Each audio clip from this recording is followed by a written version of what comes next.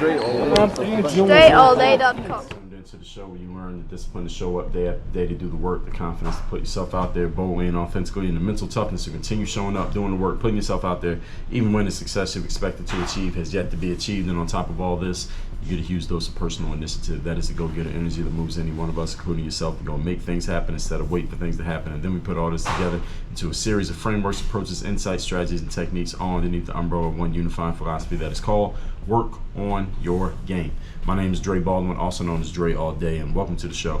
And today's topic, we are starting the first part of a two-part series of the topic, why I will not be writing another book for a long time. That's, I'm going to explain to you why it may be a while before I write another book.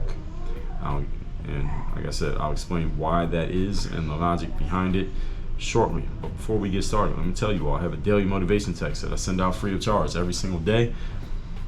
If you want to receive that message and is guaranteed to help you start your day being focused, sharp, and on point, then text me at this number, 305-384-6894.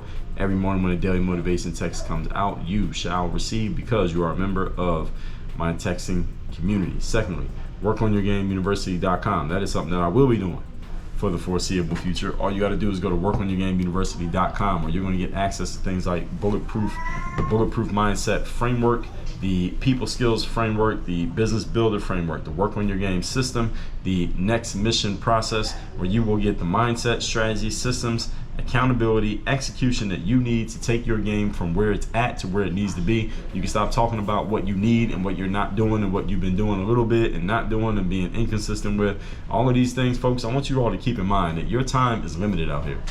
So all these stops and starts, all these, I was doing it for a while, but I'm not doing it anymore. I need to get back into it, or I'll get around to it maybe in a little while, or when situation is better. You know how many people say those things and they end up dying before they ever get around to the thing that they claim they were one day going to get around to? Most people. And I'm hoping that you don't want to be like most people. So this is why I'm offering you to come to Work on Your Game University, so you can stop talking about what you're going to do and start actually doing it. That is at workonyourgameuniversity.com. Now let's get into the topic. Topic is why I won't write another book for a long time. This is with an asterisk. There is an asterisk in this headline, meaning that I would write another book under one condition, two conditions. Number one, if a publishing company makes me a godfather offer to write a book, i.e. godfather offer means an offer that I cannot refuse. So if somebody offers me a big enough check to write another book, I will write another book starting today. And the other way is if I have a godfather business opportunity to write a book. So it doesn't have to be from a publishing company. It could be, let's say one of you comes to me and says, Dre, I want you to write a book, and I will write you a check to write that book. And check is big enough, deal is good enough, then I will start writing that book today or tomorrow. So there are some exceptions to me not writing another book. That's why I have an asterisk there. I'm keeping an asterisk there because I am a businessman. Somebody offered me to write a business deal, I would go write a book right now. But given the business deals that I have done to write books, if that's the opportunity I'm looking at, I probably won't write another book for a while. Now this is excluding my Bulletproof Bulletin and Black Book, which I do write every month, and they do come out every month, and they do get sent to the physical doorsteps of those of you who are members of Work on Your Game University. So if you're a member of the university, you know you've been getting the Bulletproof Bulletin and the Black Book to your physical doorstep every single month. Now, aside from those folks, I will not be writing a book for, and those don't count, I'm not counting those. But aside from the opportunities that I said, I'm not going to be writing a book for some time. Today I'm going to explain why and how it pertains to you. So this is not about me. I'm explaining how this pertains to you in a business sense. And again, we broke this up into two episodes. So, because I think I got 1, 2, 3, 4, 5. I'm just looking at my points here. I got 6 points that I'm going to share. So it'll be today and tomorrow. We'll break this up into two episodes. Point number one. Topic again is why I won't be writing another book for a while. Now, while this is point number one, I'm glad that I have written the books that I have. They have exposed me to a wide audience of people. Many of you came to know me because of the books, and maybe you saw my ads, started following me, and that's how you got here to this show. And those books allowed me to give value to the people who have read them. And those of you who have not yet read any of my books, I'm not going to stop selling them. I told you I'm going to write them for a while, but I will sell books every single day. It looks good on my resume to say that I have written 33 books, which I have to date. And if you're watching this on camera, It also looks good to have all these books behind me on the shelf, right? It just looks good. It frames very well with good lighting. However, if I knew then what I know now, and when I say then, I'm referring to the times that I decided to embark on writing most of these books. If I knew then what I know now, I probably would not have written so many books. I probably would have still written at least a book, but I wouldn't have written so many for one simple economic reason. Selling people into things like, this is the reason I'm giving you. Selling people into things like Work on Your Game University produces a higher return on investment than selling you a copy of a book. I mean, as simple as that. This is just a simple economic reason. I can produce more revenue by moving people into Work on Your Game University than I can in selling you a copy of a book, period. And as an entrepreneur, if my goal is to generate revenue, then I should focus on things that produce more revenue with less effort and do so in less time. Selling high ticket items produces more money with less work than selling a book produces. And a book takes more time and more work, and it does not produce the same return on investment. So this is just a simple, practical reason why I would rather focus on things like Work on Your Game University, which is the main thing you hear me talking about here, than selling any one of you another copy of a book. Again, not to say that if you go to one of my websites like thirddaybook.com or mirrorofmotivation.com or overseas basketball, or what's the website, balloverseas.com, not that I won't sell you a copy of the book. You can go buy it right there. You don't have to talk to me to buy it. It's all automated. We got the whole system set up. You can buy a book and you will get your book. It will be shipped to your doorstep.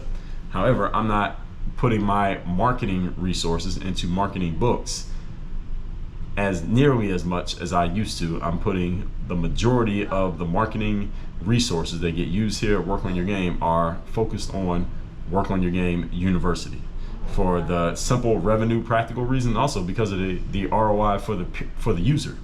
You will get more ROI from being a member of Work on Your Game University, even though you will invest more money, than you would buying a copy of one of my books, even the free ones that you just covered the shipping for. Your ROI will be higher in the university than it is in the book. So this is a practical reason that makes sense both for the creator, which is me, and for the user, which is you. Point number 2. Today's topic, once again, is why I won't be writing another book for an extended period of time. Now that I said everything that I said in point number 1, here's what I'm going to do. And this is what any critical thinker can do. I'm going to argue against myself and offer a counterpoint to my own first point. I'm going to tell you why my first point might not be so solid. I'm going to tell you where the counterpoint is. Here it is. Some of you who's listening to me right now, you may have come into my world through my books.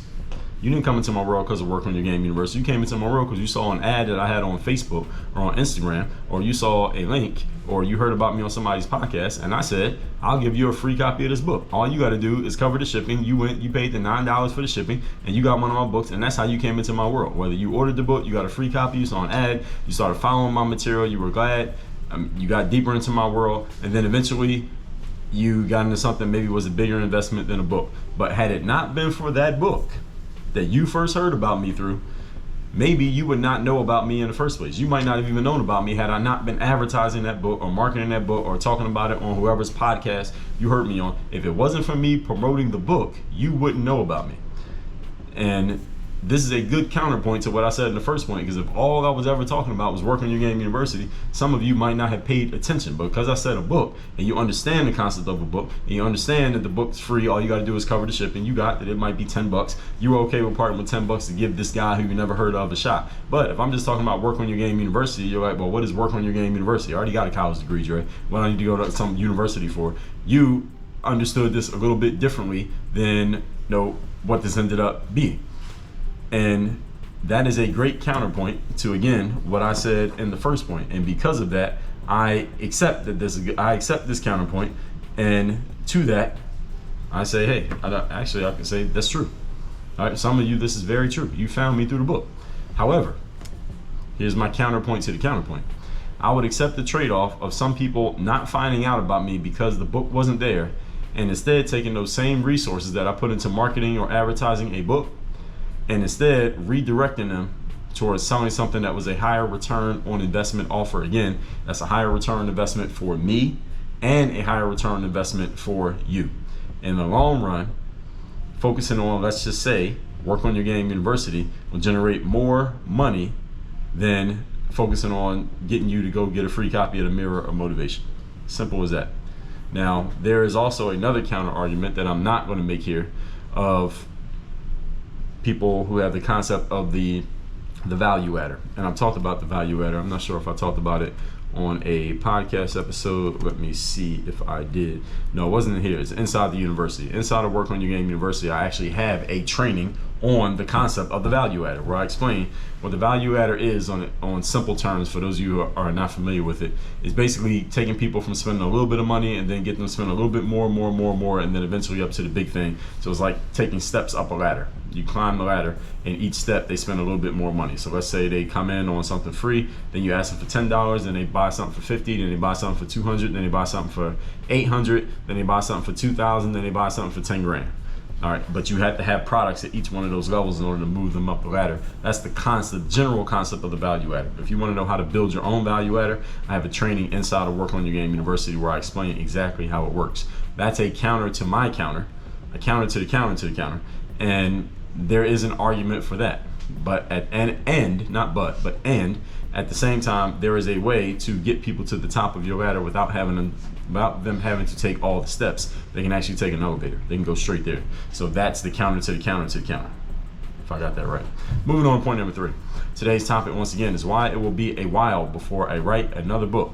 In episode 2494, I introduced the concept of data over drama, which means what? When you are an entrepreneur, your main task is what? Generating revenue for the owners of your business. And if you're the sole owner, then that's generating revenue for you.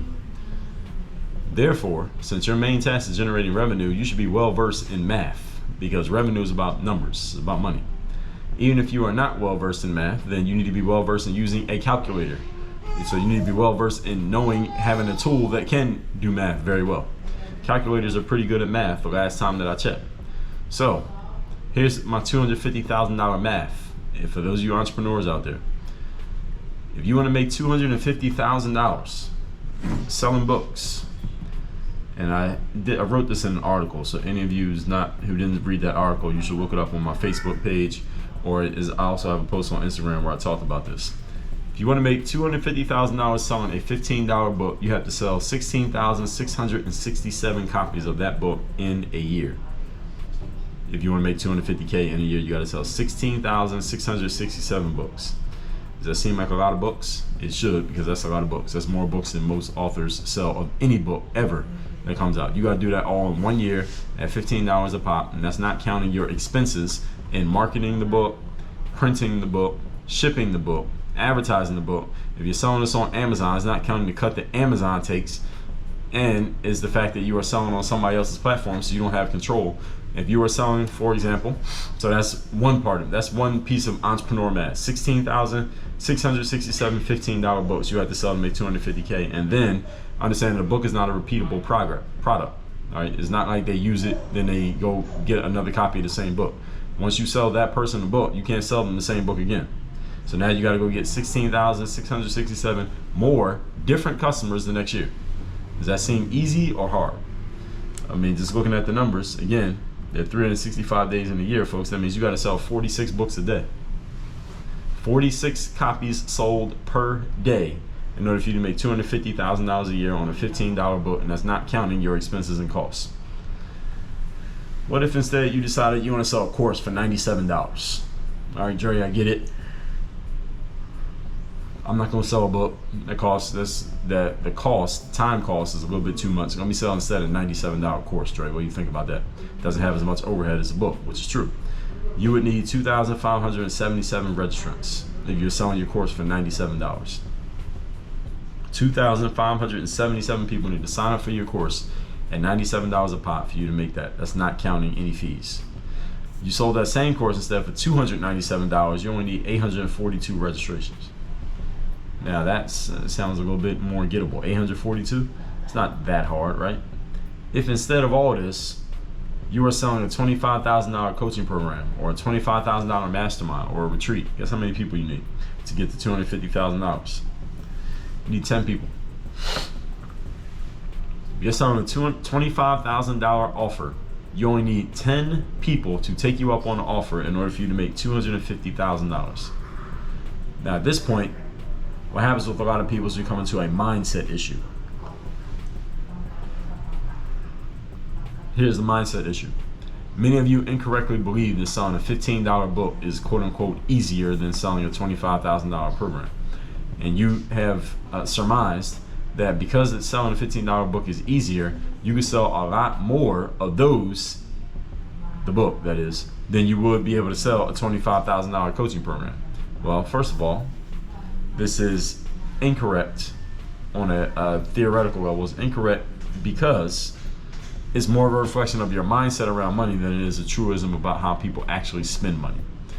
Selling a $15 book is just as challenging and takes just as much time and is just as difficult and frustrating as it would be to sell a $25,000 coaching program if you're talking to someone who is not qualified and is not the right person for what you're offering. If you're talking to the right person for what you're offering, it doesn't really matter what the price is. The price does not matter when you're selling the right product to the right person. So there are people who are the right person and you have the right product if you're selling a $15 book. There are also people who are the right person and you have the right product if you're selling a $25,000 mastermind. It's just a matter of who are you selling to, where are they at, what's their mindset, are they ready for what you're going to be offering them? And I mean ready by what have you seeded their minds with before they got to this point of you making this offer. So it's incorrect to think that selling something for cheaper just means you'll be able to do more in volume. This is a poor money mindset. Any of you who have this mentality that I'll sell it cheaper because that'll allow me to sell more copies of it, this is a poor money mindset. It's not that there aren't cheap things that do sell a whole lot because of their price, but understand if the goal is generating revenue, what would you rather do? Would you rather sell 25,000 $1 bottles of water, or would you rather sell one $25,000 speaking gig or coaching client or mastermind group? Which one can get you the outcome faster? Probably the higher price one because you don't need as many transactions, right? Challenge is a lot of people have a poor money mindset around this whole thing, so they immediately gravitate towards the cheaper thing because that's what you would buy as a person. But you got to remember something. You are not your avatar. So if you're not familiar with this concept of the avatar, listen to episode 2077 where I explain it pretty well. You are not your avatar. Your job is to get around the people who are and who would buy that $25,000 offer, and that's where you make the sale. But it's not thinking, all right, I'm going to start with something cheap and basic because that'll be easier for people to buy, and they won't have to think too hard about it, and then they'll be more apt to move to the next level. Not really. Again, you see this game long enough, you'll realize that these things are not true. They sound good, but they're not true. Moving on is what we'll be doing tomorrow. We get into point number 4. So I gave you the first 3 parts. Let me recap today's class, which is why I won't be writing another book for the foreseeable future with an asterisk. Again, if I get a Godfather offer or a Godfather business deal, I'll write another book. And this is excluding the bulletproof bulletin and the black book, so I will continue to crank out every month. Point number 1, I'm glad that I've written the books that I have. They've exposed me to a wider audience. It looks good on my resume and all those things. At the same time, if I knew about books then what I know now, I probably wouldn't have written as many simply because I could get a much higher return on investment doing other things. Number 2, arguing against myself here is that somebody might come into my world through my books. I wouldn't have the audience that I have right now if it wasn't for my books, because some of you found out about me because of the books, and that's the only reason that you're here listening to the show now, because you found out in the process, oh, this guy has a podcast, this guy has a YouTube, this guy's doing all these other things. Let me look at those things too. If it wasn't for the book, maybe you would not have noticed. I accept that. And I accept that counterpoint, and also let you know that sometimes you might have to give up something to get something.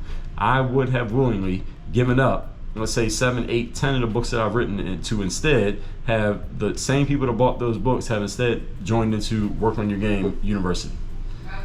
Why? Because the return on investment that comes with it, the level of attention that I can give to it and to the people who are involved in it as opposed to people who buy a book, those are just 2 things off the top that makes it more valuable. So you need to always be looking at your return on investment. If I do this, what am I going to get back? What's the best I could possibly get back? What's the worst I could possibly get back? Think about it. In the long run, it will generate more money to focus on the higher ticket thing than it does the short-term thing, because short-term things attract what? Short-term people, folks. Long-term things attract what? Long-term people. So when you have a very low price on something, people are assuming this is something that I'll be able to use relatively quickly and get rid of. When you have a high price thing, people are assuming I'm going to have this for a while and I'm going to use it for a while. And different types of people show up based on what you're offering. All right, understand, this is not a luck of the draw. So if you're selling books at $15 a pop, you got to sell 16,000 plus to make $250,000 a year. You got to do it every year. If you're selling a $97 course, you need 2,500 registrants on Amazon. If you sell that same course at $297, you need 842 registrants on your course. If instead you sell a $25,000 coaching program and mastermind, you need 10 people to register at $25,000 a piece. Do the math. That is $250,000. So at this point, we're coming into a mindset issue, and many of you have an incorrect and unhealthy mindset around money, which is why you tend to gravitate towards selling a cheaper thing at a lower price point than a more higher price thing at a higher price point, because the higher price point actually attracts the kind of people who you actually want to do business with. So tomorrow we're going to be going into part 4 of this two-part series, why I will not be writing another book for a considerable amount of time into the future, again with an asterisk, barring any Godfather business deals. All that said, text me, tell me the best insight you got from today's class. My number is 305-384-6894, and workonyourgameuniversity.com. That is where you take your next step in working with me directly, getting your mindset, strategy, systems, and execution in place to take your business, your game, your performance, your consistency, and your money where you want it to be. That is all at workonyourgameuniversity.com. Work on your game. Dre all day.